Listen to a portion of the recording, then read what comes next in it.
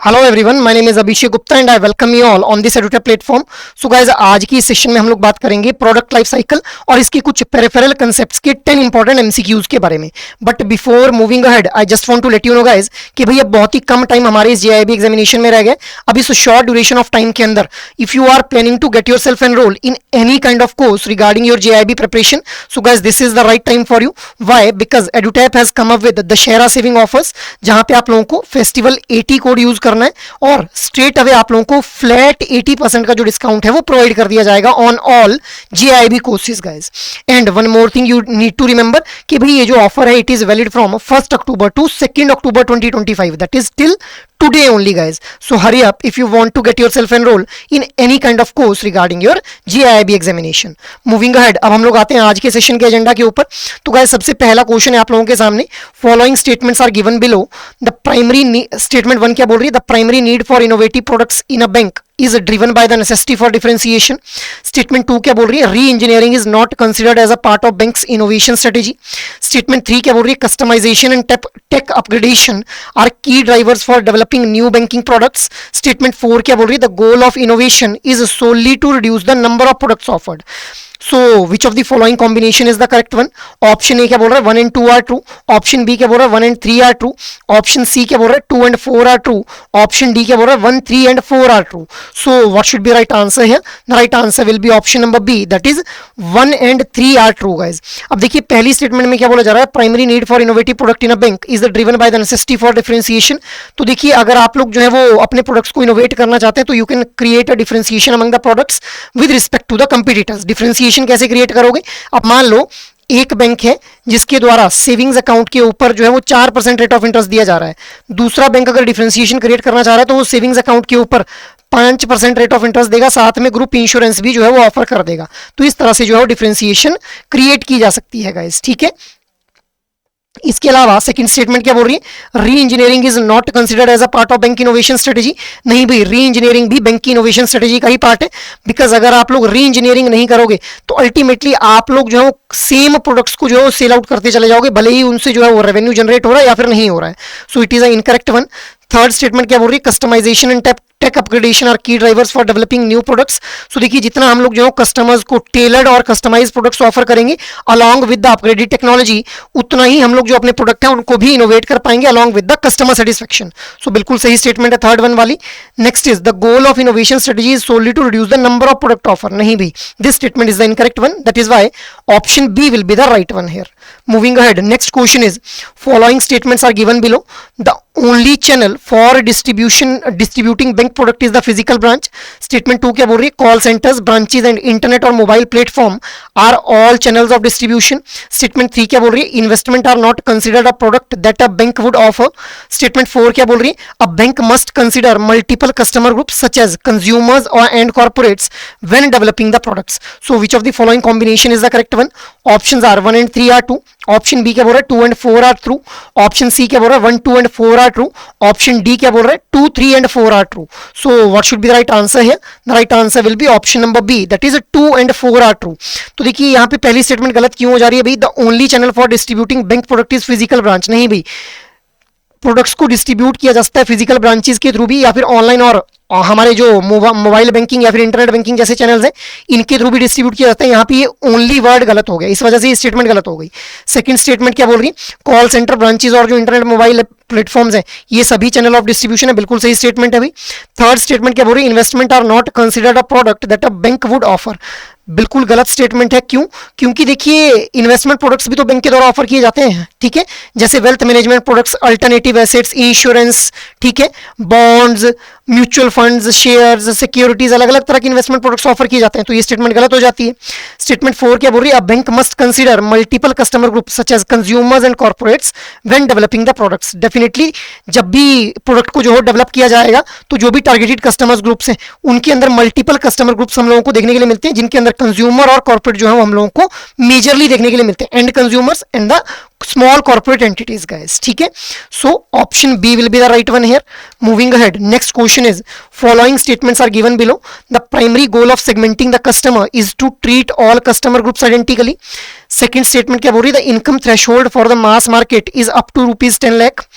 Statement 3 क्या बोल रही है, separating customers bye their value is a quantitative approach. Statement 4 क्या बोल रही है, understanding customer frequency and capacity is a part of analysis of the following segmentation. So which of the following combination is correct, only statement 1 is true, statement 2 and 4 are true, only statement 4 is true, statement 1 and 3 are true. So what should be the right answer here? The right answer will be option number B, that is statement 2 and 4 are true guys.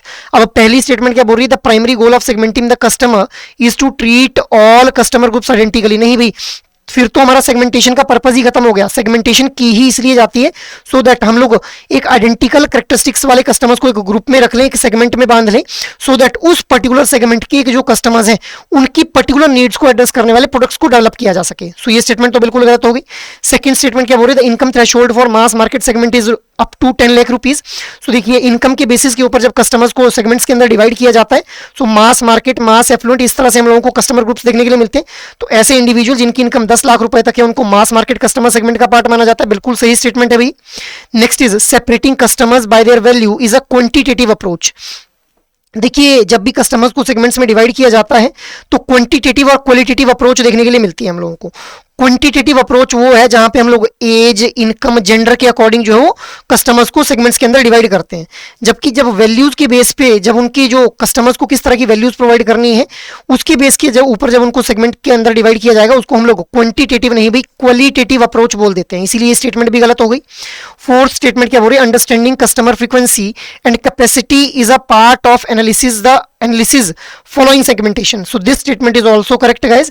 So that is why option B will be the right one here. Moving ahead, next question is, a key element of Theodore Levitt product concept is that Theodore Levitt एक बहुत ही important personality है जिनके द्वारा product की definition दी गई है। तो क्या है उनके द्वारा प्रोडक्ट क्या बताया गया है, which focuses only on the intangible services associated with the goods.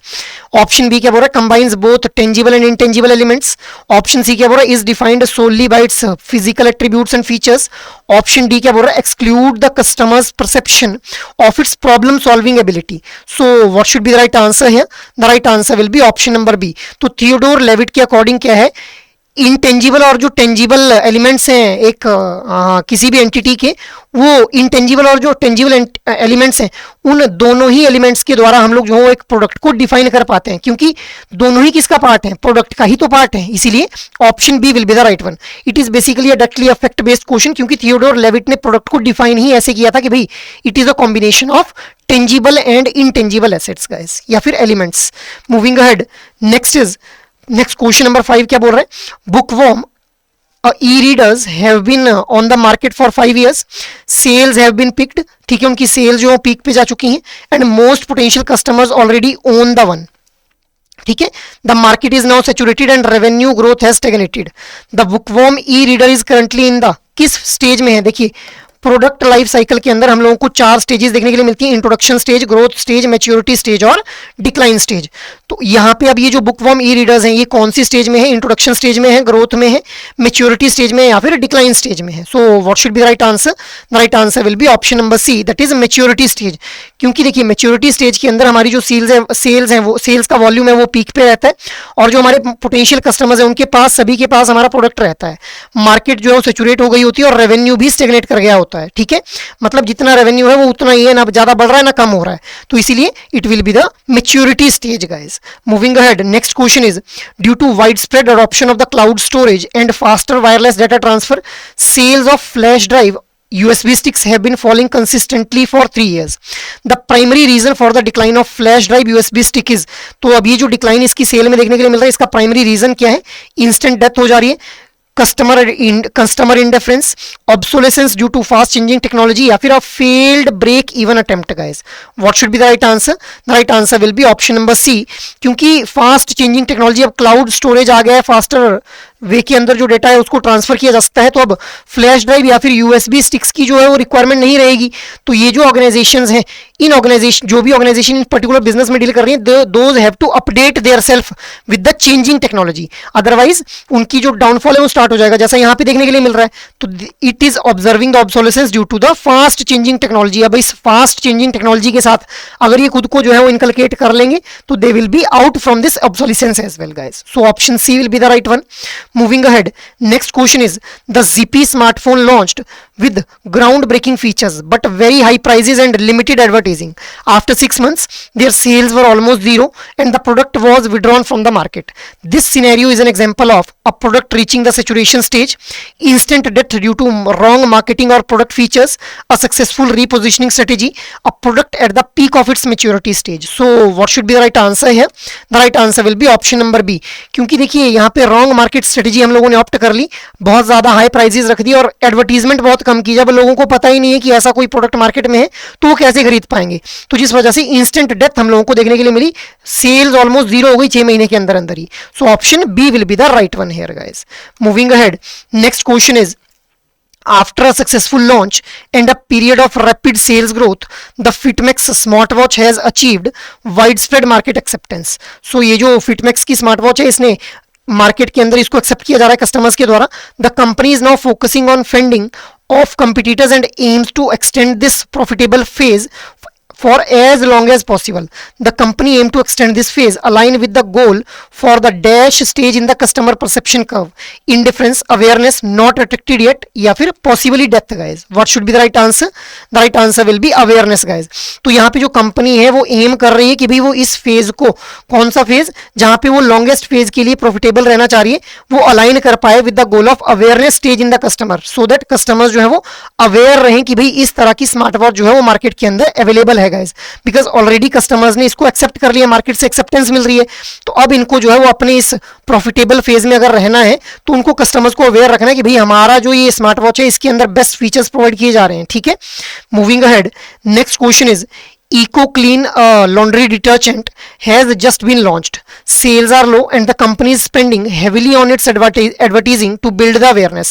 Currently, the product's revenue is less than its cost. So, Eco Clean is in the dash stage of product life cycle. 4 stages मैंने आप लोगों को बताई, तो अभी ये eco clean जो laundry detergent है वो कौन सी स्टेज में है, ग्रोथ स्टेज में, मैच्योरिटी में है, इंट्रोडक्शन में है या फिर डिक्लाइन स्टेज में है guys. So what should be the right answer है? The right answer will be option number C, that is introduction stage के अंदर हम लोगों को अभी देखने के लिए मिल रहा है, क्योंकि सेल्स भी लो है और जो प्रोडक्ट का रेवेन्यू है वो जितनी कॉस्ट प्रोडक्ट के ऊपर लगी हुई है उससे भी कम है. सो इट इज द हमारा introduction stage guys. Moving ahead, अब देखिए इंट्रोडक्शन स्टेज में क्यों बोला जा रहा है, क्योंकि इंट्रोडक्शन स्टेज के अंदर प्रोडक्ट नया नया मार्केट में लॉन्च हुआ है, customers are not that much aware about our product, इसीलिए जो हमारे सेल्स के वॉल्यूम है वो भी लो रहेंगे और जो हमारा सेल्स से रेवेन्यू आएगा that revenue will be also less than the cost incurred on the product guys. Moving ahead, next question is following statements are given below. The main goal of a core product is to combine multiple services for added value. Augmented product help differentiate a bank's offering in a competitive market. Core products are the fundamental reason customer engage with a bank, and overdraft facility is an example of an augmented product guys. So which of the following combination is the correct one? 1 and 4 are true, 2 and 3 are true, 1, 2 and 3 are true, 2, 3 and 4 are true. So what should be the right answer here? The right answer will be option number C, that is 1, 2 and 3 are true guys. ठीक है, तो हमारा यहाँ पे fourth statement गलत क्यों हो जाता है, क्योंकि ओवरड्राफ्ट फैसिलिटी जो है वो ऑगमेंटेड प्रोडक्ट का एग्जाम्पल नहीं है guys, it is an example of core product in case of हमारा करंट अकाउंट गाइज. अब देखिए कोर प्रोडक्ट और जो ऑगमेंटेड प्रोडक्ट है उनमें डिफरेंस क्या है. कोर प्रोडक्ट का मतलब है कि जो ऑर्गेनाइजेशन बिजनेस कर रही है वो एक्चुअल में बेसिकली किन बेसिक उस जहां से उसको most of the revenue generate हो रहा है वो कौन से प्रोडक्ट है, उन्हीं को हम लोग क्या बोल देंगे, core product. Augmented product basically offer किए जाते हैं for the purpose of value addition to the customer guys. ठीक है, so that is why this statement is the incorrect one. Rest these 3 statements are correct. That is the main goal of the core product is to combine multiple services for the additional value, for added value. ठीक है, augmented products help differentiate a bank offering in a competitive market. बिल्कुल भाई, क्योंकि value addition आप लोग करेंगे तभी तो कंपटीटर से हम लोग अपने प्रोडक्ट को डिफरेंशिएट कर पाएंगे. Core products are the fundamental reason customer engage with a bank, क्योंकि कोर प्रोडक्ट एक्चुअल में वो प्रोडक्ट है, जैसे एक बैंक की मैं बात करूं, Kasa deposit, fix deposit, recurring deposit, loans, ये वो प्रोडक्ट्स हैं जो जिस वजह से एक जो कस्टमर है वो बैंक के साथ बेसिकली एंगेज होता है guys. So that is why option C will be the right one here. So this is all for today's discussion guys. Apart from this I just just want to let you know guys कि भाई अगर आप लोग किसी भी तरह की guidance चाहते हैं regarding your GIB examination, so you can just visit the EduTap's website, जहां पे आप लोगों को कोर्सेज नाम के टैब के ऊपर जाना है। यहाँ पे जाते ही आप लोगों को GIB कोर्सेज के ऊपर क्लिक कर लेना है। After that you will be scrolling down और यहाँ पे आप लोगों को GIB के लिए कंप्लीट मास्टर कोर्स देखने के लिए मिलेगा, जिसके अंदर IND-IFS, PPB, RBWM और AFM चारों कंपोनेंट्स के लिए लाइव क्लासेस, कंसेप्ट नोट्स और मॉक टेस्ट आप लोगों को प्रोवाइड किए जाएंगे guys. So you can have a look on this particular master course अगर आप लोग जो है कॉम्प्रिहेंसिव प्रिपरेशन करना चाह रहे हैं। बट अगर आप लोग चाह रहे हैं कि भाई आप लोगों के पास टाइम का crunch and shorter duration of time में प्रिपरेशन करनी है, तो you can opt for this super crash course, जहां पे आप लोग चारों कंपोनेंट्स के लिए आप लोगों को live classes, concept notes, solved PYQs और full length mock test offer किए जाएंगे guys. So you can have a look on this course as well. But अगर आप लोग चाह रहे हैं कि भी इंडिविजुअल मास्टर कोर्स में खुद को एनरोल करना है, you just need to click on this single option and यहां से आप लोग IND-IFS, PPB, AFM और RBWM चारों कंपोनेंट्स के लिए इंडिविजुअल मास्टर कोर्स में खुद को एनरोल कर पाएंगे। बट अगर आप लोगों को लग रहा है कि आपकी प्रिपरेशन हो चुकी है, अब आप लोग इवेलुएट करना चाह रहे हैं खुद को, तो आप लोग टेस्ट सीरीज में भी खुद को जो है वो एनरोल कर सकते हैं, जहां पे आप लोगों को चारों कंपोनेंट्स के लिए solved PYQs, full length mock test और chapter wise mock test guys provide किए जाएंगे। So you can have a look on this particular courses guys अगर आप लोग किसी भी तरह की गाइडेंस चाहते हैं regarding your GIB examination. And in the end I just want to remind you guys कि भाई इनमें से किसी भी कोर्स में अगर आप खुद को एनरोल करना चाहते हैं, so guys this is the right time. You just need to use festival 80 code और आप लोगों को फ्लैट 80% का जो डिस्काउंट है वो ऑफर कर दिया जाएगा। And one more thing you remember कि भाई this offer is valid from 1 October to 2 October, that is till today only. So hurry up guys if you want to get yourself enrol in any kind of GIB course regarding your GIB examination. So that is all from my side for this particular session. I hope ये session आप लोगों को अच्छे लग रहे हैं। अगर actual में ये सेशन आप लोगों को पसंद आ रहे हैं तो इन सेशंस को लाइक, शेयर और सब्सक्राइब कर लें। और अगर आप लोगों की कोई भी क्वेरी हो तो आप लोग मेल कर सकते हैं hello@edutap.co.in के ऊपर। जय हिंद।